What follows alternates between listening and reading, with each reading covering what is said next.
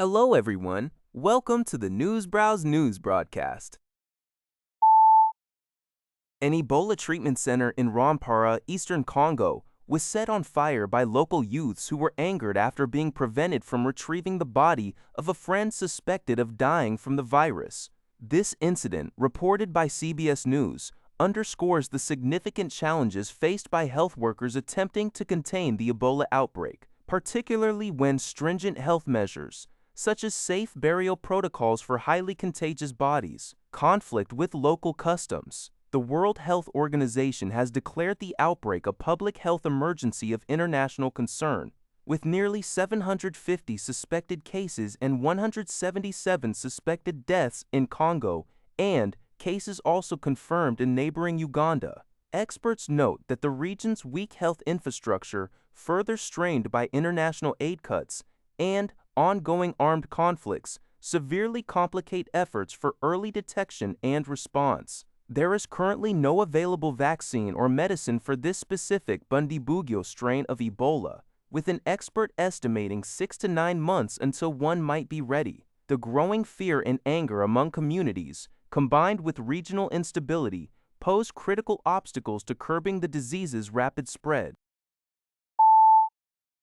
According to Sinchu Daily, US Acting Secretary of the Navy, Hung Tao, formerly known as Cao Hong, testified before a Senate hearing on Thursday that the United States has temporarily suspended a 14 billion Malaysian, approximately 55.4 billion Malaysian ringgit, arms sale to Taiwan. Tao cited the ongoing conflict between the Trump administration and Iran as the reason, stating the pause is necessary to ensure sufficient ammunition for APEC Fury operations. Senator Mitch McConnell expressed concern over the sudden halt, questioning Taiwan's reaction. Tao admitted he hadn't spoken with Taiwan, but assured that military exports would resume once current needs were met. This statement contradicts former President Donald Trump's previous remarks, where he suggested he might delay approving the arms deal as leverage in negotiations with China. The planned sale,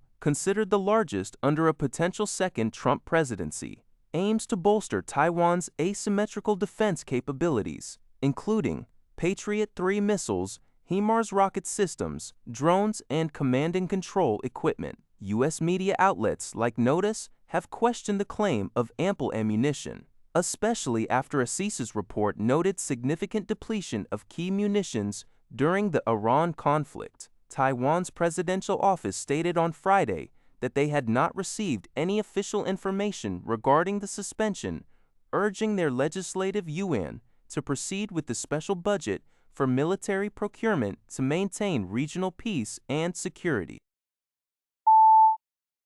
Trade ministers from the 21 APEC member economies have convened to bolster open and rules-based trade cooperation, aiming to stimulate growth and broaden opportunities in the face of escalating global uncertainty.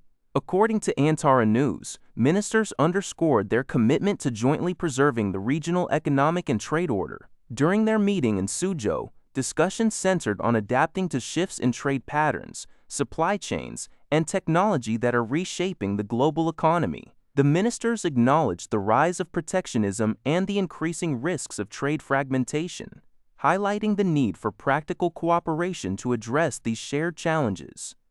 A key focus was on restoring confidence in the multilateral trading system and advancing the free trade area of the Asia-Pacific FTAAP to ensure regional economic integration.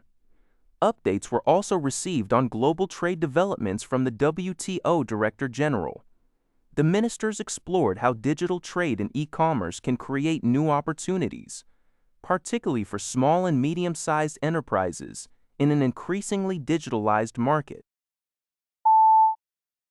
Al Jazeera reports that Honduras experienced one of its most violent days recently, with at least 25 people, including 6 police officers, killed in separate gang attacks.